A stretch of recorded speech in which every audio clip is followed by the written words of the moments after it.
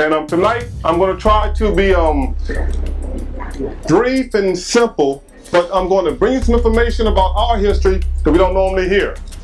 Normally, Black History Month, we hear about Martin Luther King, Harriet Tubman, some slavery, and a few other things. And I'm going to teach you tonight about some history that predates what we've always known, okay? First, let's start with the word history. History deals with the recording of events, okay? The recording of events, okay? So, we talk about our story. Our story predates the recording of events, okay? And I myself understand my African legacy and African history, and I understand the fact that not only Black people came from Africa, everyone came from Africa, okay? The very first people on the planet came from Africa. Black people came from Africa. Everyone came from Africa, okay? The very first people on the planet came from Africa. Whoa, hold up. Yo, let's dodge the hijack big time. Hijack alert, hijack alert. Everybody didn't come out of Africa. Correction. Yes. And that's the reality. And that's the point of this series, that, we got to keep learning. Sometimes we just got to empty our cup. This is part 2 of the Washita Muurs series. Hope you guys enjoyed part 1. If you haven't seen part 1, make sure to check that out first before continuing. If not, just stick around, it's okay.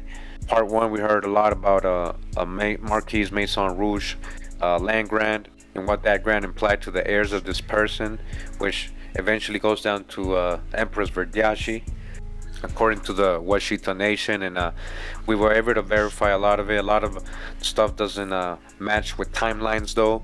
I really thought that was a very interesting story that I wanted to follow up on, especially who this mysterious Marquis Maison Rouge was, and see if he can come up historically in any documents. And so let's start right there in part 2. Hope you guys enjoy it. Thanks for tuning in. Appreciate it. Much love and respect. Hawa. Was the Marquis Maison Rouge a real person? Well, let's read here. It says documents relating to the purchase and exploration of Louisiana, the limits and bounds of Louisiana by Thomas Jefferson, the exploration of the Red and Black and the Washita rivers by William Dunbar. That's from 1904. So we're on page 32 of this book, and they're talking about the Washita River, right? Location here. And it says here, on this part of the river lies a considerable grant of land conceded by the Spanish government to the Marquis of Maison Rouge, a French emigrant, all right, French emigrant, who bequeathed it with all his property to M. Baloney, son of the late colonel of the Louisiana regiment, and by him sold to Daniel Clark. All right, so very important what it's saying here. It's saying that the Marquis of Maison Rouge actually gave this land, all this property, to M. Baloney. So the Baloneys are the ones supposedly then that inherited the land from Marquis of Maison, and it says that they eventually sold it to this guy, Daniel Clark. And here goes Clark again, the name. It is said to extend from the post of the Washita, with a breadth of 2 leagues, including the river down the Bayou Calumet, the computed distance of which along the river is called 30 leagues, but said to be not more than 12 in a direct line. So, all right, we do have a historic account of this part of Louisiana, the Washita River area, to have been a land grant given to this guy named Marquis of Maison, who passed it over to the Baloneys. Now, was he supposed to do that? That's what we're going to talk about today. We're going to see how they saw it, the law. What was the stipulations of this land grant? All right, so we continue here. I'm in the Louisiana Digital Library collection. So it's louisianadigitallibrary.org. And I did find something here very interesting when I was researching this.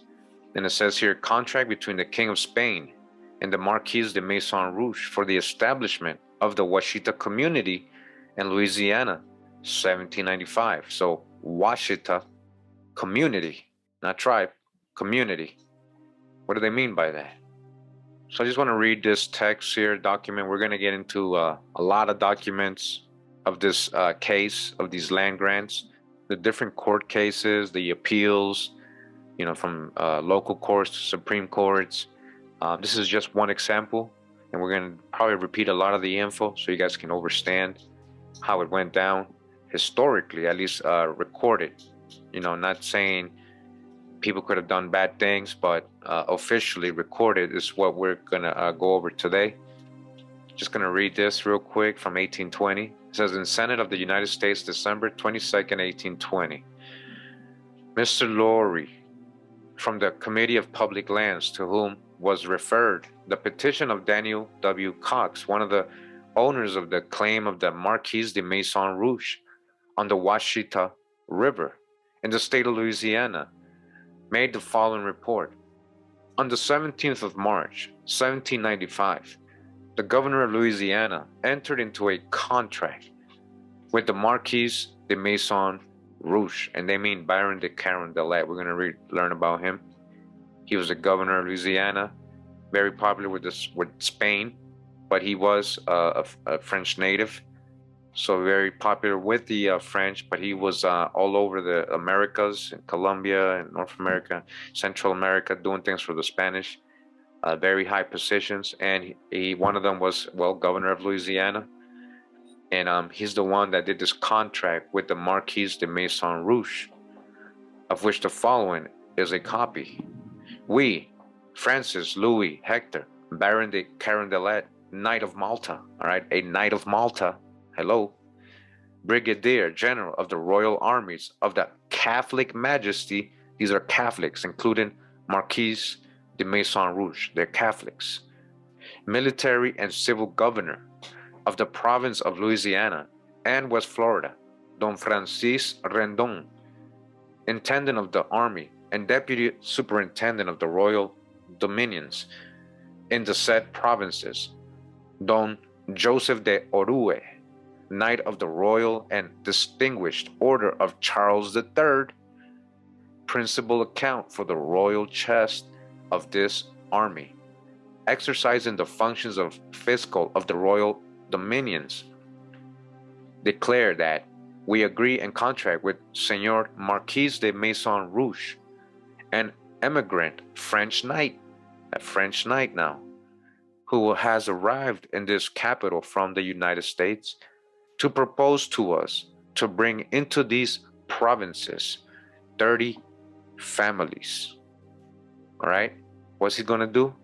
So his contract, right, was to bring in 30 families and help them settle, who are also immigrants. They're also immigrants, just like him, French. They're not Indians, and who are to descend the Ohio for the purpose of forming an establishment with them on the lands bordering upon the Washita, designed principally for the culture of wheat and the erection of mills for manufacturing flour under the following conditions. All right, so these were the conditions, and that's where it ends, but we're actually going to get the whole thing. We're going to read this in another couple of historic documents, scholarly sources. So right away, I just want to let you guys know that, yeah, this Marquis Maison Rouge, even if this is an alias name, it seems like he was a real person. At least his name is being used in these grants, wherever he was. So we can at least go with that for now. This here is a thesis entitled Struggle to Define the Power of the Court, President Thomas Jefferson versus Chief Justice John Marshall, by Amanda Dennison. This was submitted as partial fulfillment of the requirements for the Masters of Arts in History, the University of Toledo, August 2005.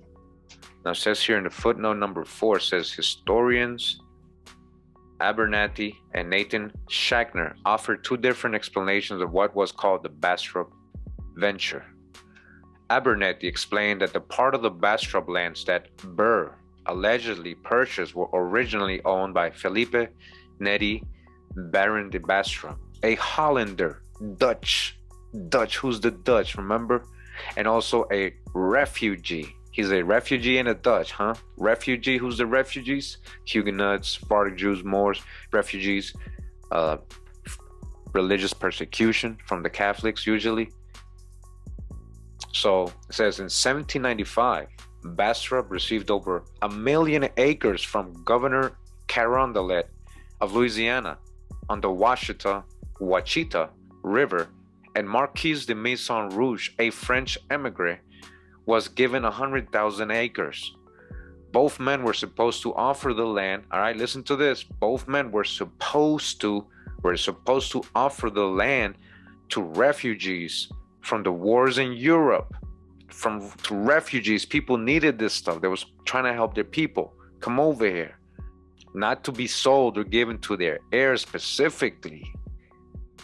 Even though that would have probably been the recompense if he had finished the contract. Now, both men again were supposed to offer the land to refugees from the wars in Europe, but the intendant of Louisiana raised objections to the grants, and the governor was forced to suspend proceedings in 1797. Bastrop sold his tract to Abraham Morehouse in 1799, who then transferred parts of it to Edward Livingston and Charles Lynch. Burr bought half of Lynch's land, 350 acres, though Burr usually estimated it at 400,000. The entire land acquisition was questionable because Carondelet received the tract as a grant under the condition that it would be settled. Because the settlement was suspended, the grant was never validated. After the United States acquired the Louisiana Territory, the grantees or Burr did not register their claims in the appropriate land offices, and when claims were later registered, they were not approved by the Louisiana Land Office. All right, so I just want to read that real quick so you guys see there were kind of like stipulations in this contract. I know this is just an article. Don't worry, we're going to get to the court cases and what they were saying, what the Supreme Court decided, in its appeal after 1848. We're in the Louisiana State University, LSU Digital Commons. This article right here, Louisiana Survey Systems, their antecedents, distribution and characteristics. John Whitland Hall, Louisiana State University and Agricultural Mechanical College. And this is from 1970. And of course, we're going to go to a part that we're talking about today in this article. And it says here, ARPAN lots and their distribution in the New World.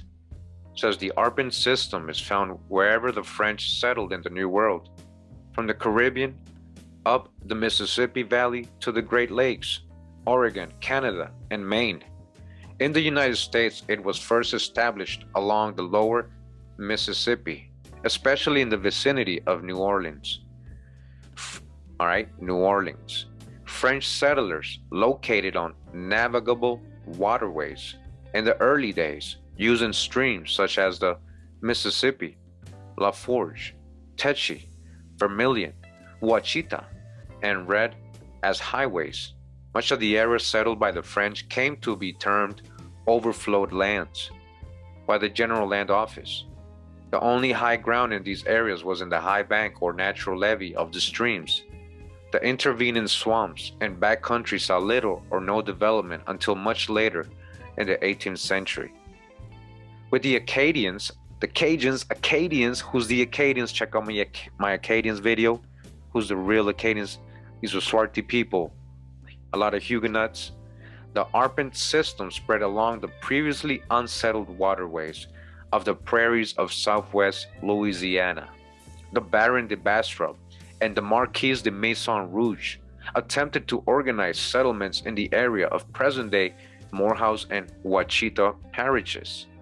While the schemes of these two never came to fruition, it never happened. ARPAN lots were surveyed in these areas of northeast Louisiana and subsequently granted to the people who settled them. Right here, we're in the Tulane University libraries. All right, the Tulane or Tulane. It says here, land grant by the Baron de Carondelet to the Marquis de Maison Rouge. So this is actually the original that he wrote, and yeah, it's in Spanish. El Barón de Carondelet, caballero de la Orden de San Juan de Malta. All right, of the St. John Knights of Malta. He ain't lying, he's telling you straight up. He's the governor of Florida y Louisiana Occident. So, in regards to Marquis de Maison Rouge, por cuanto el señor Marquis de Maison Rouge se halla próximo a completar el establecimiento de Washita. He's almost done establishing, the settlement in Washita. All right, so he's letting you know that he had, right here, se haya autorizado para las 30 familias, right? For 30 families, he's supposed to bring and settle 30 families. So this is all the contracts. This is the stipulations. It's right here. This is the original. So we're talking about real historic stuff here. Yes, we can agree on this stuff. Private land claims in the South. This is from the Journal of Southern History, volume 22, number 2, from May 1956, pages 183 to 204, by Paul Wallace Gates. So they're talking about land grants in Arpins. And we go to page 191. It says claims of 1,000 arpents or less were confirmed without much difficulty if actual residence and improvements could be proved, but the larger claims in excess of 1,000 and 2,000 arpents, especially those greater than a square league, were more rigidly scrutinized. A number of these larger grants, notably the Bastrop and the Maison Rouge grants in Louisiana, had been conditioned upon extensive development and the settlement of considerable number of immigrants upon them. Immigrants, right? They didn't want Americans there. The grantees' failure to fulfill conditions, or even to try, did not prevent them from maintaining that a right had been granted which could not be revoked, and they or their assignees made every effort to secure confirmation. And that makes sense. You're granted land. Hey, can you help settle 30 families? You're like, yeah. Somewhere inside you're going to be like, I'm owed something still, though. I'm still going to get land. Back of your head, you're always going to be like, well, at least I know one of those acres or 2, 3, or 4 of those, 5, 10 of those acres are going to be mine. So that's all right. That's normal. That's human thing. You want to secure a spot for you and your family. So I understand why people would say, even though we didn't do the contract, we still owed something, and this is our land. This is, Attorneys refused to accept 1 or 2 rejections and continued to press for confirmation, arguing that the new evidence had been found, that new witnesses were ready to swear to early cultivation and settlement, that earlier requirements were being relaxed, and that justice and equity required confirmation. When all other efforts failed, they appealed to Congress. When large claims owners had strong friends and some members had substantial interest in such claims. So remember, they're like, okay, they're paying the lawyers. They're like, yo, come on, you gotta make us help win this case. Come on. We got mad land. We got everything at stake here. Claims were persistently urged upon Senate and House committees for 60 and more years, absorbing an appalling amount of time in their consideration. Said a House committee in 1836, Congress has been perpetually harassed for upwards of 20 years by the claimants praying for the adoption of some mode for the final determination of and the settlement of those titles. Every succeeding year brings forth new and additional applicants produced by the circumstances of speculators and companies in various states of the Union, becoming interested by purchase in those grants as well as by the multiplication of heirs of some of the original grantees. By these and other causes, the claimants are becoming more imposing from their wealth, numbers, and influence yearly. You understand? They became landowners. They're like, even though they weren't completing their contracts, like Marquis Maison Rouge was like, hey, he's having babies still. He's getting with people. It's like it says here, his heirs are multiplying. His influence is growing among the neighborhood. He's gaining power yearly, they say. Speaking of the Bastrop, Maison Rouge, and winter claims, the committee observed that many persons of high standing, influential stations, and character have become deeply interested in those claims. They had retained the most distinguished lawyers in Louisiana and other places. You see, there were Maison Rouge and all these people had the best lawyers to argue their rights. The committee rightly prophesied that no longer the determination of ownership was postponed, the more formidable their supporters would become, and the more incessant will be their applications to Congress. It failed, however, to devise a way by which a final no could be said to claimants. Naturally, those claims with much at stake as large acreage like Clamorgan, 448,000 arpents, Dubuque, 75,000 to 150,000 arpents. Humas, Bastrop, and Maison Rouge, or extremely valuable location like the Bastrop claim in New Orleans, were received for reconsideration over and over again, and the small claims that were early rejected were not likely to be heard from again.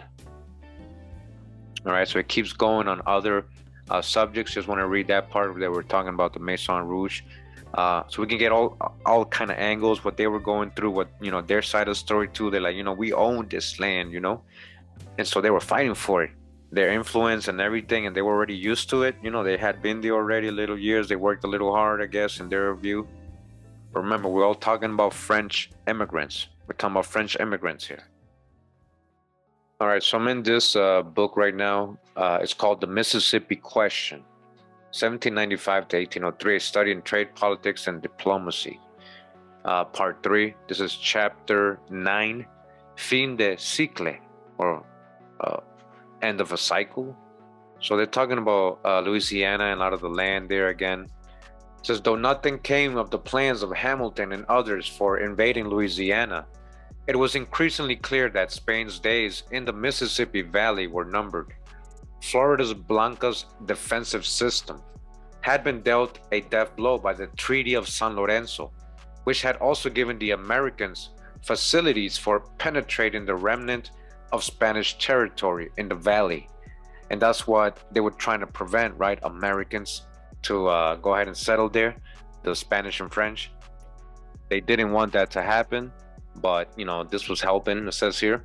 Yet in sheer desperation, the Spanish officials of Louisiana and Florida clung to the Florida Blanca's system and continued to go through the motions of promoting immigration, cultivating the friendship of the Southern Indians, and inciting a rebellion in the American West. One could look far before finding a more perfect example of strenuous futility. Even Governor Carondelet, who had once seen the folly of settling the Goths at the gates of Rome, had by 1796 compromised with his convictions to the extent of admitting the Americans to Upper Louisiana. All right, even Carondelet gave in and he let them in. Moses Austin and Daniel Boone were among these immigrants. Daniel Boone!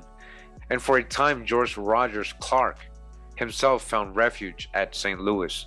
Now they say these Americans, you know, they possibly are part Indian, indigenous people like Daniel Boone, but a lot of those are Sephardic Moorish people too. We've gone over this information before. It says perhaps Carondelet thought that the Americans could at any rate be no worse than the French who already lived there. Thanks to General Collett's visit in 1796, he said, Jacobinism was rampant.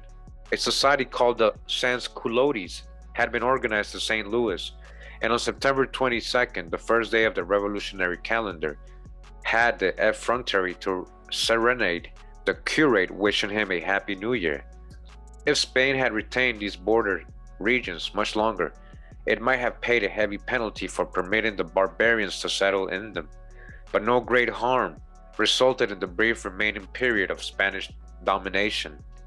There were indeed many Americans in Upper Louisiana, as well as Natchez and New Orleans, who were quite content to live under Spanish rule.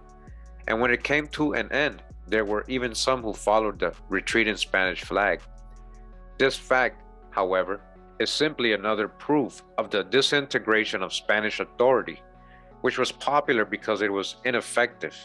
It was only by being false to itself, setting up in these border provinces a system which was at variance with the most venerable traditions of the empire and the monarchy, and then permitting wholesale infractions of the laws which it did profess to enforce, that Spain was able to win a measure of affection from the colonists. Americans flocked to Spanish territory during this period for the same reason that they had so often sought out regions in dispute between the colonies and states of the Atlantic seaboard, namely because they found there an escape from authority and taxation. Carondelet still tried to exclude American immigrants from lower Louisiana, American immigrants, and West Florida. They didn't want Americans there. What do they mean by that? A lot of Indians there, right? Admitting only European immigrants, preferably Roman Catholics. I told you these people in Washita River who settled there were Roman Catholics, Swarthy Roman Catholics.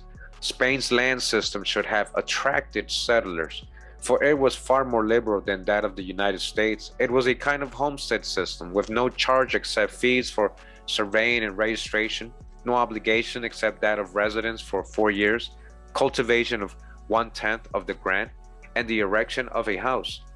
The size of the grant depended upon the size of the grantee's family, including slaves, and it usually consisted of from 500 to 1,000 acres. Every effort was made to stimulate immigration from desirable sources. Agents had formerly been sent to Philadelphia and New York to divert the stream pouring into those ports from Europe. But since the court disliked this public solicitation of immigrants, Carondelet then employed promoters.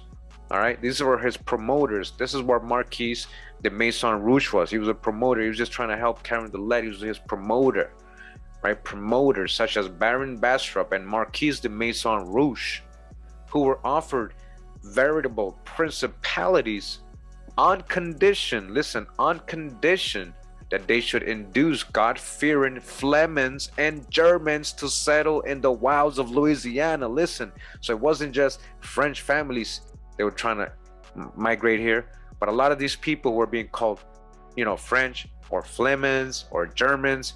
They're the same people. A lot of them are Sephardic Moorish people, Protestants, the same people of the same culture that, go back a couple generations back.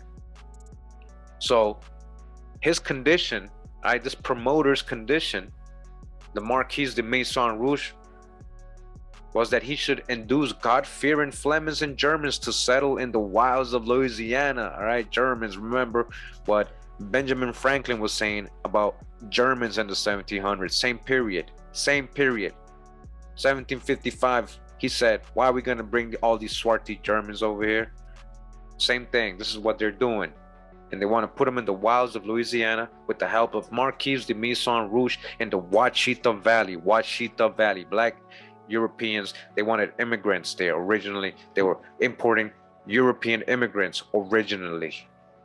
It was all in vain, though. Lower Louisiana was too remote from the beaten track of European immigration, its future too uncertain to attract the well-to-do, its plantation system too expensive for the poor immigrant, and its reputation for unhealthfulness too forbidden for either. Maison Rouge failed and passed into obscurity. They saying he's passed into obscurity. He failed. He didn't settle the 30 families though. Bastrop also failed and might never have been heard of again, but for Aaron Burr and the Austins, Moses and Stephen, the God-fearing Flemings and Germans found homes elsewhere. And of the handful of settlers whom Bastrop did import, 9/10 turned out to be Americans. Dissatisfied with the governor's handling of the land system, the Spanish government transferred control of it to the intendant in 1798. He issued a new set of instructions extending the ban on American immigrants and renewing the offers to Europeans. What Europeans? Yes, swarthy Europeans. But he was no more successful than the governor had been, and in 1801 he sought to solve the problem by the heroic expedient of closing the land office. All right. So we've heard a lot about and we read a lot about this grant that was given to this Maison Rouge. And it seems there were some kind of stipulations and conditions. According to somebody, it wasn't met. But according to the grantees, such as the heirs of Maison Rouge, they earn it, they deserve it. So there's a legal thing that went on. We're going to get to those court cases and everything. Don't worry, I got all that. But before that, with all this talk about land being given away, grants being given to French nobles or Flemings or Germans, Catholics, Americans, whoever they're calling, Acadians, I just want to ask everybody something very, very simple. Who gave Spain, who really, out of all the local tribes in Louisiana, who really allowed Spain, who gave Spain the right to give away land grants? especially to immigrants, right? European people. They're not giving them, they had stipulations. They wanted only European immigrants. They didn't want to give that to so called Americans or the indigenous Americans. So, with that said, I just want you to think about that. Who really gave Spain the right? Did all the local tribes say, yeah, that's cool, give away our land? Because, I know that what Washita Nation is saying, that's their land and they got it through the Maison grant. They got it through a grant. Well, what about the people that were already there? Who are the tribes that were already in Louisiana? Okay, so let's get into that a little bit, see what it says here, just to go back, and let's talk about the people who were there, when all this was going on, Spain and France and all these people trying to take over the territory, then eventually the Louisiana Purchase, giving it to the United States government. But let's go ahead and read this book real quick here. Great book here. It says Indian Tribes of the Lower Mississippi Valley and Adjacent Coast of the Gulf of Mexico. This is by John R. Swanton. And so right now he's going to list all the sources he's going to use.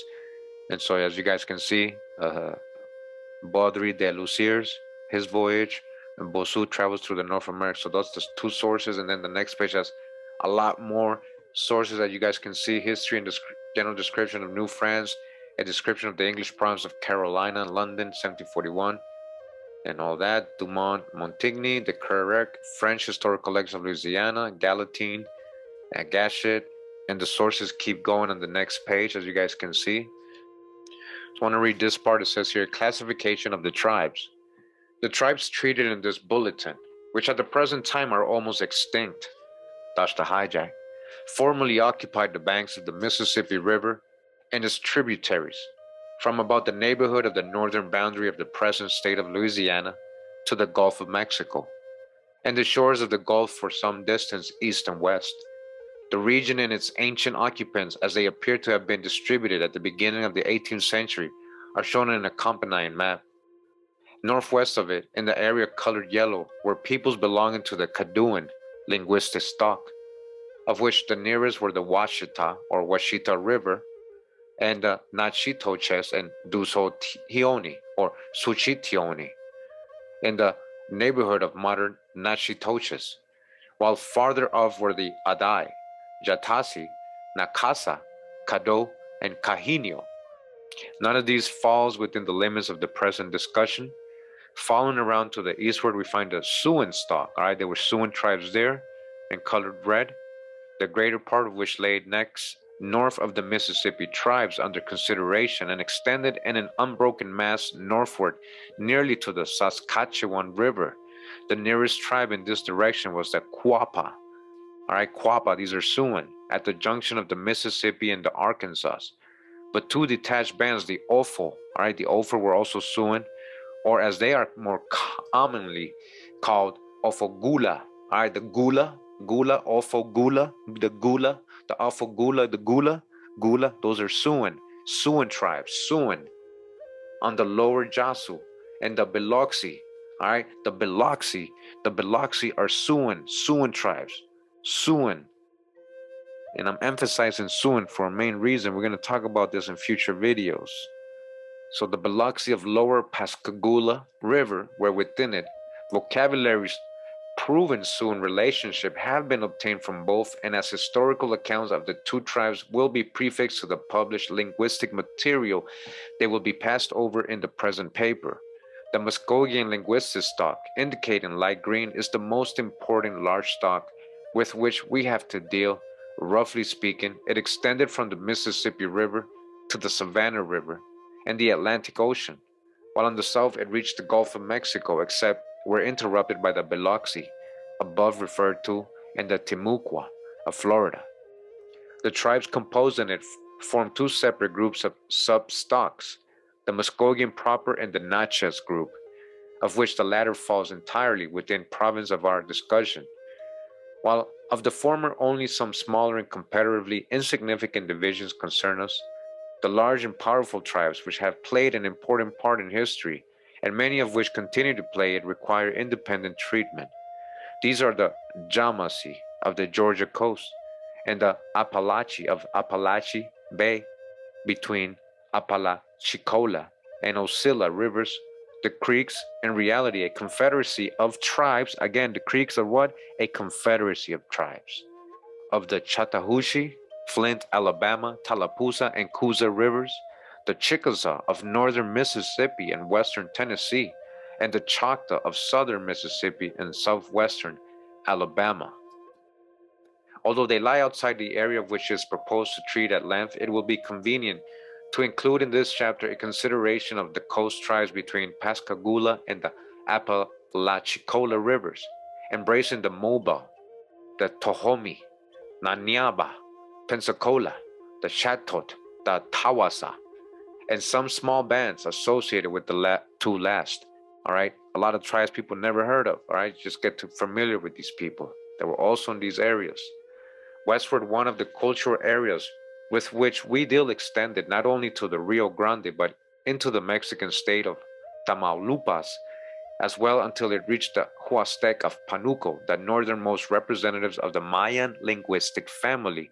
So far as is known, however, the tribes of southern Texas are utterly extirpated. 20 years ago, two small bands existed near Camargo, on the Mexican side of the Rio Grande, but it is doubtful whether even their language is retained at the present time. While all the manuscript information obtainable is now being made the subject of special investigation by Dr. H. E. Bolton of the University of Texas, we shall therefore draw a somewhat arbitrary line of demarcation in this direction at the Sabine River, or at most near Galveston Bay and Trinity River, where the Atacapa stock appears to have terminated. Within the region thus outlined, the number and names of the tribes which history reveals to us seems very definite and well established, leaving aside words which are evidently distorted forms of the names of well-known peoples. There are very few tribes referred to so seldom that their independent existence is in doubt. On the basis of language, the most convenient method of classification, 5 groups may be distinguished which with the tribes belonging under each are as follows. So it says here, number 1, the Natchez group, including the Natchez, the Taensa, and a Voyal. Those are tribes. Number 2, the Muskogean groups, including the Washa, the Chawicha, the Ecolusa, the Quinipisa or Mugulasha, the Tangi Pahoa, the Bayogula, the Acolapisa, the Chakchi Huma, the Taposa, the Ibitupa, the Pascagoula, the Mobile, the Tohomi, the Nanyaba, or Gens des Forches. I mean, these are actual tribal names they gave them, right? Pensacola, Chatot, Tawasa, and the allies of the two last. And it says now the number 3 linguistic group is the Tunican group, including the Tunica, the Coroa, the Jasu, the Tux or the Tsux, and the Griga. Number 4 is the Chitimacan group, including only the Chitimaca. The Atacapan group, including the Atacapa, the Alcoquisa, the Opelusa, and perhaps Bidai, and a few other tribes of which we have little more than the names. As stated above, the first and second of these are known to be related, and it may be added that relationship probably exists between the fourth and fifth, with which the Tunican group also shows certain points of resemblance, while they are perhaps responsible for the non-Muskogean elements in Natchez. All right, so remember that in part 1 of this series, the Washita Nation are claiming descendancy, or the title of the indigenous part through Saint Cyr Yamaraya, right, who was supposed to be a Washa Cajun woman, a Washa indigenous tribe, and Cajun Acadian, right? So let's read a little bit about the Washa. What does it say about the Washa here? It says the Washa are first mentioned by Iberville as one of the 4 nations west of the Mississippi, which came to make an alliance with him in 1699. Shortly after his arrival on the Louisiana coast, on his ascent of the river the same year, he encountered 2 canoes, one belonging to the Bayogula, living farther up the river, and the other containing 5 men and a woman, to the Washa. These latter soon left him to proceed to the village of the Washa on Bayou La Forge. All right, so now remember, so it's telling you here that the Washa, as soon as he got there, they're doing alliances with him. The Natchez, just want to remind everybody, the Natchez didn't make an alliance, and that's why they massacred some of these settlers, and they eventually got enslaved, a lot of the Natchez. Bayou La Forge was called by Iberville's Indian guide the River of the Washas, though afterward the French called it the River or Fork of the Chitimaca, owing to the greater provenance of the latter tribe. This name, as well as the latter occupancy of Bayou La Forge by Chitimaca Indians, has led Gachet and other writers to consider that bayou as one of the original seats of the Chitimaca. From Iberville's statement, however, as well as others to be noted presently, it would appear that the tribes of Bayou La Forge were properly the Washa and Chawicha, with possibly some other small bands, the real seats of the Chitimaca being farther west. Undoubtedly, the members of these small tribes also hunted and camped throughout the territory, embraced between La Forge and the Mississippi, or even crossed to the eastern side of the latter stream, and from the circumstance of their latter removal to the neighborhood of New Orleans. They ended up in New Orleans, right? Then Washa. It has been too readily assumed as by Sibley that they always belonged to that district. In July 1699, after Iberville's departure for France, his brother Bienville, made vain attempt to place himself on a friendly footing with them. La Harpe gives the following account of his expedition. The 24th M. de Bienville left in 2 bark canoes with 5 men provisions for 3 weeks and merchandise destined for the savages, with the intention of visiting the west pass of the Mississippi and learn if it was navigable to go up afterwards as far as Bayagula. In order to obtain guides there who were acquainted with Red River, he crossed lakes Pontchartrain and Maurepas, and on the 27th he arrived at the portage of Manchac, and the 3rd of September at the Bayou Gula village. There he took a guide to conduct him to the Ouacha Nation, situated in the west fork of the river. He left on the 8th for this exploration. Having advanced 4 leagues, he entered this canal and found only 5 feet of water there. The 9th, he arrived at the landing place of the Ouachas, 12 leagues within the fork. He went to the village a quarter of a league inland. He found this nation fierce and difficult to approach, and by their actions he perceived that they had evil designs, a fact which induced him to retire to his pirogues. These Ouachas were allied to the Chawichas and Onquilusas, wandering people of the seacoast, counting together 200 men. That night these savages wished to surprise the French, but their sentinel, having perceived them, cried, "Alerte!" They were obliged to fire several volleys in the woods in the places where they heard them coming, and then to embark and take their way to the Mississippi. This event prevented them from descending the fork to the sea, although it would have been entirely useless to do so, since 6 leagues below the Ouachas this fork separates into branches and lower still into many rivulets, so that there remains only enough water in it for the passage of a pirogue.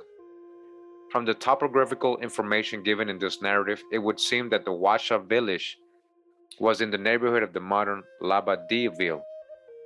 Although the Chawicha, a related tribe, are mentioned, we hear nothing more of the Washa until 1718, after the founding of New Orleans, when they moved to the Mississippi and settled 11 leagues above on the south side, 3/4 of a league above the concession of Mount de Mauve. Pennicott state that their old village was 25 leagues from the banks of the Mississippi. If we accept this statement and suppose that he counted the distance of Bayou La Forge, we would have to suppose that they had moved farther south after the time of Bienville's visit. From this time on, the few notices which are found place them in the same general situation, which they certainly maintained until after the middle of the 18th century. In 1739, the officer under M. D. Nuail has the following information regarding this tribe and the Chawicha. Before falling in with these, the Acolapisa and Bayogula and Huma, we had encountered 2 other nations near the post, Les Allemands. It says the Germans, other tribes, listen to this, but they're calling them Les Alemans, on the left bank of the river being the Ouachas and Chawichas, numbering together 30 warriors or thereabout. These and several others are called the small or petty nations, owing to their very small number and the character of their settlements, which they are ever transferring from one spot to another. Listen to, they're always on the move, and they're very small, distant 60 to 75 miles, according to the caprice of the wars which they are forced to carry on. So the Washa is constantly on the move here. It is to be suspected that the following account given by Baudry de Lousiers really applies to an earlier date than his own exploration of 1794 and 1798. The Ouachas, they are allied with the former, example, the Chawichas, established 2 leagues above New Orleans. They have the same character. They could easily formerly put 200 men under arms, but in 1715 counted barely 50. Strikingly different is the account of Sibley, written in 1805. Washas. When the French first came into Mississippi, this nation lived on an island to the southwest of New Orleans called Baritaria. Baritaria, and were the first tribe of Indians they became acquainted with. Who? The French. Who they become acquainted with? The Washas. It matches what Iberville says, that he allied himself with the Washas. As soon as they got there, they made allegiance with him. So in this case, another account telling us that the Washas, became acquainted with and were always friends, always. All right. Again, the Washas, the first tribe of Indians, the French became acquainted with and were always friends with the French. Always is definitely matching the story of Aya Maria, the Washa, right? Getting with the royal French, Maison Rouge. They afterwards lived on Bayou Lafourche, and from being considerable nation are now reduced to 5 persons only, 2 men and 3 women, who are scattered in French families. Wait, so they had to assimilate or amalgamate, or are now reduced to 5 persons only, 2 men and 3 women, who are scattered in French families, have been many years extinct as a nation, and their native language is lost. All right, we're going to dodge the hijack on that. You're still here. But could this be a possibility that this tribe actually, one of the main tribes that assimilated and amalgamated with the French settlers? It does match their own history, what they were telling us in part 1, right? As we have already seen, Sibley is probably in error in assigning their original habitat to Baritaria, but they are at least camped in that neighborhood sufficiently to give their name to a body of water also called Lake Salvador. Nor it is certain that the 5 persons he mentions were all that were left of the tribe, right? So that's why I said dodge the hijack is probably a lot more. For it is very likely that some of them united with the Huma Indians and shared their fortunes. The name Washa is applied on most maps to a lake near the coast of Terrebonne Parish, in the country which the Huma remnant now occupies, though the people in that vicinity cannot explain it, and indeed call the body of water by a different name. And it says here the Chawicha. Let's read about them a little bit. It says the history of this tribe ran almost parallel with that of the one just considered, so very similar to the Washa, right? According to Duprat, quoted by later writers, they attempted in conjunction with the Washa to attack the vessel of the English Captain Bank or Bar when he entered the Mississippi in 1699. So they didn't like the English, but they were cool with the French.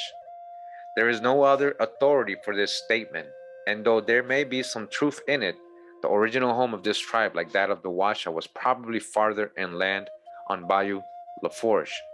In March 1707, 40 Chawicha warriors took part in an attack upon Chitimaca to revenge the murder of St. Cosme and constitute more than half of the native contingent. To them was also entrusted the guidance of the party, they being most familiar with the country traversed. Among his entries for that year, 1713, which is believed to be 2 years too early, Pennicott includes the following. I found among the Nachas, on returning from Nachitoches, some slaves who were of the nation of the Churacha. Listen, the Nachas had Chawicha slaves. I wonder why. They were enemies, right? The Chawicha and the Ouacha were allied with who the French, remember, the Nachas weren't.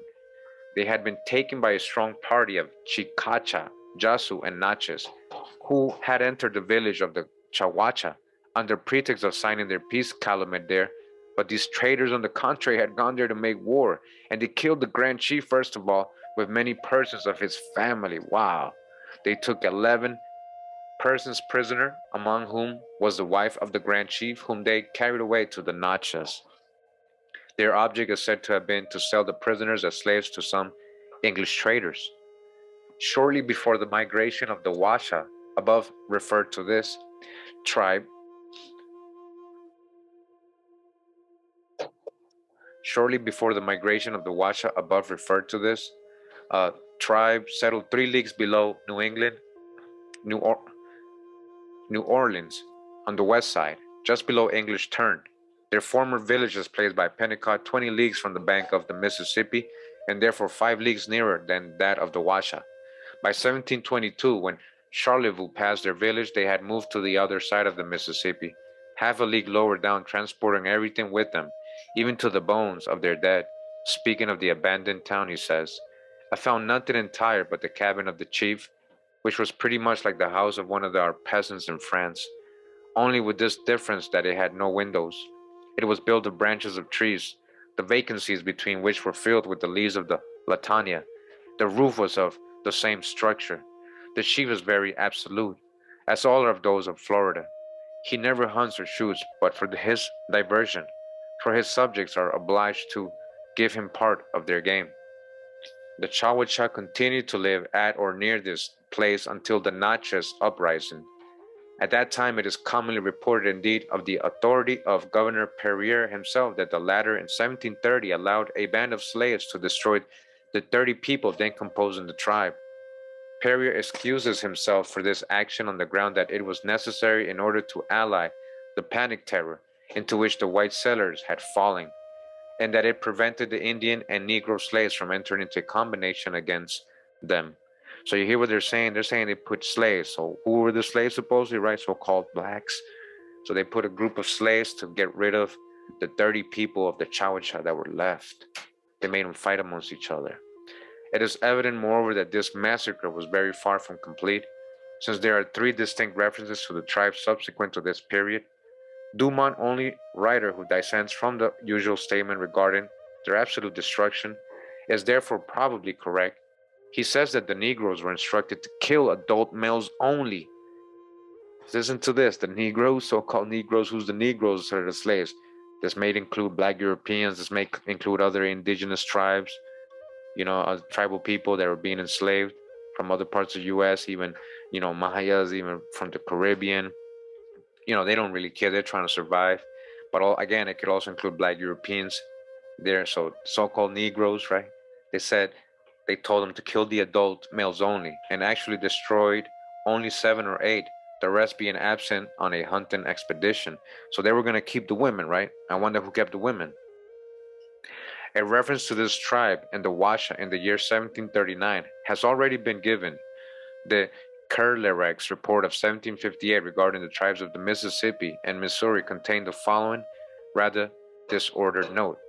And it says here, the Wacha, the Chawacha, the Cotapisa, Aco La Pisa, as well as the Aboyos and the Bayagulas were so many different nations which the vicinity of the French and trade in liquors have equally destroyed.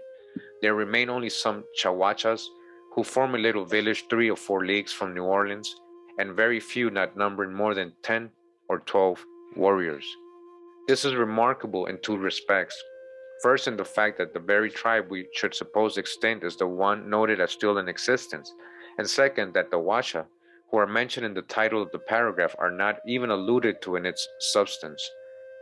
It might be thought that the 2 tribes had become confused and the Wacha should be substituted for Chawacha, but the position assigned to the latter agrees closely with the position they are known to have occupied only a short time before. We have still another late reference to the Chawicha from Baudry, the Lousiers, but as he mentions in a previous section, the date to which this applies is by no means certain. It is as follows: that Tachuachas, reduced to 40 warriors, a wandering, indolent, and lazy nation settled near the French in 1712, Corn is the only assistance one can expect of them. It would seem certain that a remnant of this tribe lasted into the latter half of the 18th century, when it must have declined slowly and disappeared. So again, everybody disappears always, right? All these tribes disappeared. Dodge the hijack, you're still here. Just a little mixed up and with a lot more history. All right, so it goes on to other tribes. So those are the kind of what I want to read, because that's where we're getting that, that Washita are coming out of the Ouacha, right? They got Ayemariah St. Cyr, the Cajun Washa queen, who got with Maison Marquis Rouge, the French noble who got a land grant, who was supposed to, he had stipulations and conditions in that land grant. It wasn't just for his heirs, but he saw it differently, of course, him and his heirs, of course. So again, as it says here, the Washas, when the French first came into Mississippi, this nation lived on an island southwest of New Orleans, okay? The first tribe of Indians they became acquainted with, and were always friends. We're always friends with the French. Friends with the French, the Washa. All right, so before we go today, I wanted to read another chapter of this book that Empress Verdiaccee wrote, Return of the Ancient Ones, the True History Uncovered of the Washita. They dug the mound, y'all, Empire. And this is from 1993. So we just read a lot about, there was a grant given to a Marquis Maison Rouge. This is historic. And we're learning that there were some kind of stipulations to it. It wasn't directly for him, but we know that himself or the people he gave the land to, the Bellonis and his heirs, were fighting for it. There is still more stipulations to go. We're gonna definitely read the court cases. No worries. So we know from part one that the Washita claimed land connections through the Washa, St. Cyr Almaraya, who's also a Cajun, right? And we just read about the Washa. We know that they were always friendly with the French, right? They were very friendly with the French, the Washa. That's what it just told us. We're in chapter 4. It says here, just keep on sucking till you suck a seed. On how I wish I had kept record on the sayings of Grant, old man Charlie Walker. He said once of us, G.P.O.D. Washita, except in a little taint of the Maison Rouge. You got a little taint of the Maison Rouge French blood in you. I asked him, why didn't he go to church? He said, Moon, true moon, I wake up to the sunrise on the mound that me Moses stood and have good luck all that moon. He pulled us a plum apiece one day and he told us to suck it. When we bit it, he slapped our hand with his little black stubby paws as Ophelia and I called his hands. Then he said, I say suck till you suck the meat off in the seed. Then just suck seed. It was a plum success lesson I did not get when he made us demonstrate it. I understand it now. As I pondered over my material, I would eat the fruit of success. I would plumb the line until I succeeded. He could not read or write. Even if he could, the Joseph de Maison Rouge grant was nowhere in the Louisiana historical books. And honestly, that is not true. I've read already a couple books in this video. I'm going to read a lot more in the next one too, in the next parts. You're going to see that these were written before she was born. So, they were already published. It was just hard to find. Of course, these books are hard to find. Specific libraries, specific universities here and there. She wouldn't know where to look, right? It's hard. I understand that part. But it was written down. The Maison grant, the Marquis we just read, right? It's something that was known historically. Maison Rouge gave a name to him when he was on his deathbed, so that he would remember the grant as he nursed Henry for Mary Clark of Lewis and Clark ancestry, who reared Grant and Henry and Fielding Turner. You hear that? The famous Lewis and Clark? Lewis and Clark? They reared who? Henry Turner. Listen to this. The same family. These ain't white folks. I saw it all only too clearly now. It was divine providence and a living God who made Ophelia and I follow the little black stump of a man to the corner when he would start out on his monthly rounds to worship on the mount. He would stop at each of his offsprings on his circuit. Oh, how we wanted to follow Grant. Even now, I wished I could stand on that mound that Moses stood on. With the help of the ancient ones, I, the remnant with my consanguinity, have returned to our religious mount. Would we please always remember Grant, a direct connector to the Grant of his boss, the Maison Rouge? Like Grant, he fought a good fight and kept their faith until death. Henry Turner was the blood son of the Frenchman, who was de los Dorpins strolled by a shoemaker, the Baron Bastrop, solid to his uncle, the King Uf, what does that say? King Uf, UV, or the fifth, Spain, who sent him to the sea to come to this country with his grant. All right, so King Louis, or the King of Spain. Now, the King of Spain, I get it, the King of Spain. So, as she's saying here, this is Verdiaccee Turner, right? Henry Turner was the blood of what? A Frenchman, French blood, Frenchman, French blood. But we already debunked that Henry Turner, the one we got married to Sarah, was from the 1840s. Now we're trying to figure out the timelines because the timelines ain't matching. All right, so we're still trying to figure out. They could be skipping a couple generations here and some grandfathers and parents that are there being left out.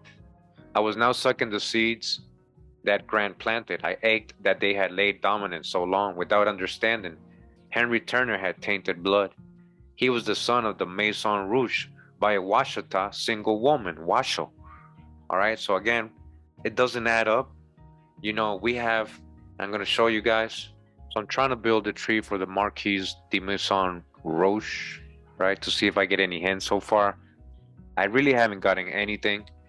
I got a couple of stories of who his parents might be, even though they say that's King Louis, right? So some people say his actual dad is Louis Maison Rouge and Catherine de Bellevue. So far, I haven't gotten anything, but I did find one record, and that's a funeral record I want to show you guys. So I was able to find this record, Joseph de Maison Rouge, born 1744, Paris, France, and death 26th of August, 1799, New Orleans, Louisiana, United States. And we go to the actual record on Find a Grave, Joseph de Maison Rouge. So they're saying he died in 1799. The one Henry Turner we got, born in 1844, married to Sarah Tunica Turner. So we're trying to figure all those timelines out. Maybe people are just skipping things. It says here, Marquis Joseph de Maison Rouge was the son of Louis Maison Rouge, the son of Louis, listen, and Catherine de Villeneuve. He was a French knight. Remember, Knight of Malta, Catholic, who was kicked out of France during the French Revolution. He arrived in New Orleans and was given a Spanish land grant in northeast Louisiana with the stipulation to settle and colonize the area. The venture failed, okay? The venture failed. Sick and dying, he returned to New Orleans where he died at the Bouligny family home. This is the people that kept his land or his part of the grant. He was buried in St. Louis, number one. Although no children were listed in his will, it was alleged later in lawsuits that he had fathered 2 sets of twins with his Irish housemaid. Hold up. I thought it was Washa, Ajimaraya. All right, so then are these 2 different people we're talking about? But this sounds just like him, talking about Spanish land grants. Joseph de Maison Rouge, they did call him Joseph the Washita. All right, they're saying, whoever wrote this, that he had 2 sets of twins with Irish housewife Maria Fair. Maria Ayamaraya, Maria Amaraya, Maria.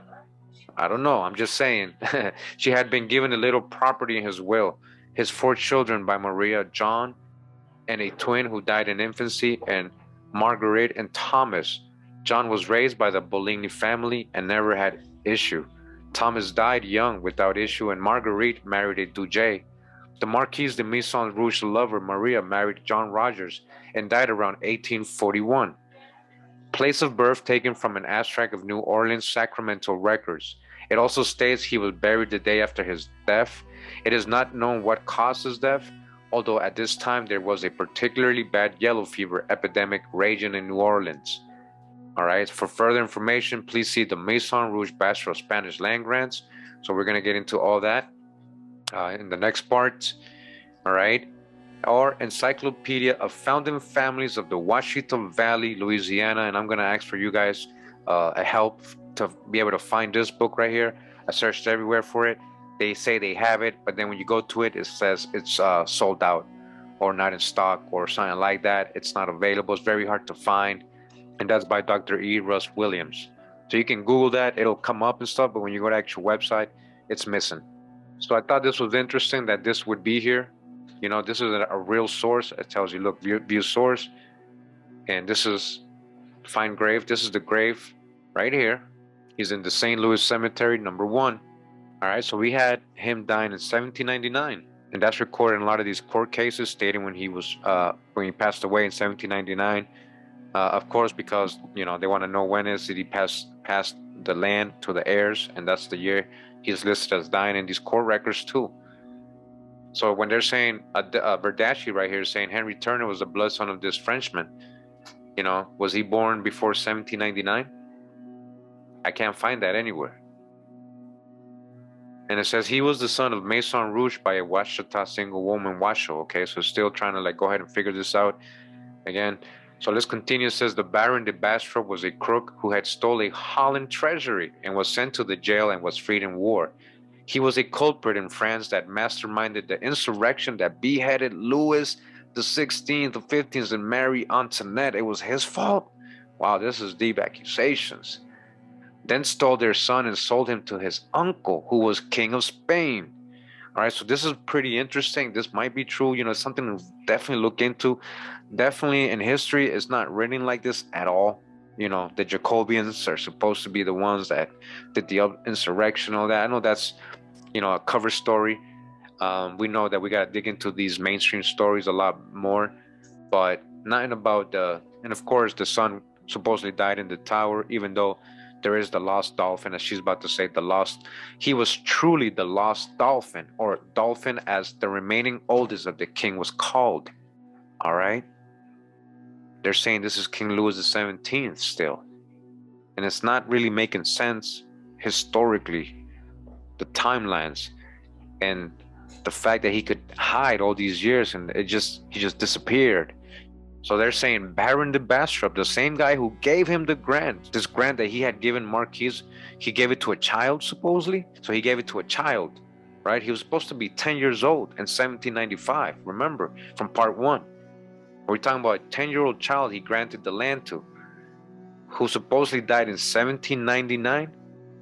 It's not making sense. Verdiaccee, according to Verdiaccee, is saying that he masterminded the insurrection, which got their heads chopped off, then stole their son and sold him to his uncle, who was the king of Spain. Where are they getting this from? Where's the sources from this? He was truly the lost dolphin or dolphin. I really would want to know where they're getting this information from, because if it's true, it's something very remarkable, something we should be uncovering, something to dig into, you know, but it's just, again, not making sense when it comes historically in the timelines and everything. Grant was the connector to this knowledge, who transferred it to a badger of the Washita. So I guess Grant was the one who told this story, right? What do we lose when we fail to talk to our elders? They have so much to give of the life one has lived. I laid my research out carefully, knowing that I had finally finished the plum and sucked the seed. I laid my plan to free the land. This was success. I, a remnant, was back in the land of my black Washita ancestors, a nation, the empire. Return of the ancient ones. We, of African descent. This is Verdiaccee. This is Empress Verdiaccee, right? She's telling you, look what she's saying. She's saying we. She's saying you, everybody that's so-called black, of African descent. She's calling you an African. That's why I said this is filled with Pan-African doctrines. Had discovered this Afro-Murican, she's trying to call it Afro-Murican. Both Vespucci and Columbus were the Johnny-come-laters. All right, this is not named after Vespucci, though. America didn't come from that. The Amaru was already here. The Amarique Mountains in Nicaragua and the Amaraca was in South America already. She says we were Moorish in the Africa called Moorish, black. All right, she's saying you're from Africa. We ruled Spain for 900 odd years. The dark years for Caucasians, or dark ages, those were called. Now she's talking about when the Moors took over Iberia, right? Portugal and Spain and all that. So she's talking about the Moors. She's saying you are the Moors. Do you agree with all of this? Like, we know, you know, we're in 2022. This was written back in 1993, and this is nothing against her. You know, back in this time, this was very prominent info. This was a great awakening in 1993, but we can't get stuck in these doctrines anymore. That's the whole purpose of doing this video. Again, it's not to come at anybody or any nation. It's just so we can start talking facts and leave out the conjectures, and everybody can start doing their genealogy and understand their personal history and connection to the land, if they have any, or other lands. And prove it. If so, you believe you're African, prove it. You believe you're from Europe, prove it. You believe from you're here, well, connect to what tribe. Like Kyrie Irving said, you know, find your tribe season, connect to it. So we're going to continue. Again, you see a lot of Moorish and Pan-African doctrine in this book. You know, I just wanted to go ahead and point this out, not to talk bad, but just to point out that we have learned a lot since this time. We've got to keep progressing and keep learning, emptying our cups. The Renaissance, in a traditional sense, the term Renaissance, which literally means rebirth, denotes the revival of classical white culture in Italy, mainly in the 1300s and 1400s. What white culture? Those times? Talking about medieval times. It also is the label applied to European history from the 1400s to the 1600s. Along with the Pope and Princess, it was sponsored by the commercial bankers, such as the Medici family in Florence. The study and writing of a classic language, which was actually a theft of our culture. This was knowledge that was not available to old Grant, but him once being present in my life, I was made to keep sucking up knowledge. It was how they studied war and ravaged our black temples, stole the manuscripts and made our knowledge their own in the lion. His story, that is where the word history originates, in Africa. It was the Caucasian playing the game of death. In the North Netherlands, where the mystic lay religions, it led to war up until the 1800s. The Reds were the Bolsheviks, who believe in nonviolence, and the Whites, as they are today, believe in the violence of bloody civil war. It lasted until 1920. All right, so there's a lot of crayon-colored language going on right here. You know, what whites? We're talking about up there in the North Netherlands. When we're talking about the Norse and the Danes and all that, and the Vikings, these were black folks too. In the triumph of the Reds and the exile of the Whites, the treaties which involves us in 1668 with the Netherlands, England, and Sweden, it was under Louis XIV and another triple treaty in 1717, 1865, and 1882. To keep Spain in check, it was quadrupled in 1718 when Austria-Hungary joined in. In 1865, also a master pact of Germany and Italy joined in. In 1801, Spain ceded Louisiana back to France, after giving all except New Orleans away in large land grants. The neutral strip has always been a no-man's land, ruled by black women, venerari, an empress to look upon with feelings of deep respect, the mother of all living. The United States signed in the said sale agreement to protect us, our land, our rights, our properties, and our religion. And these treaties she has failed in her quest to steal instead of to protect. I am a firm believer in a law and order. If the United States, a nation that made that law or agreement, then it must be kept. The grants are mine and rightfully mine. Both thrones are mine. Even the utmost part, it is his will, it will be done. Peace shall come before the end of the Caucasian reign. As the spirit is upon maids and handmaids, that is, women, black, as so it was, so it is. And ultimately, Negro is what? A Spanish word for what? Black. Ultimately, we're all black people. When it comes time, when we're getting jacked up or abused or exploited in some way, we immediately become black. Okay, I was in Canada, I was listening to the Jamaicans and the Haitians and the Nigerians, all these people fussing about their national identity. But the minute there's a problem, they all suddenly were black. So understand, I'm black and I'm proud.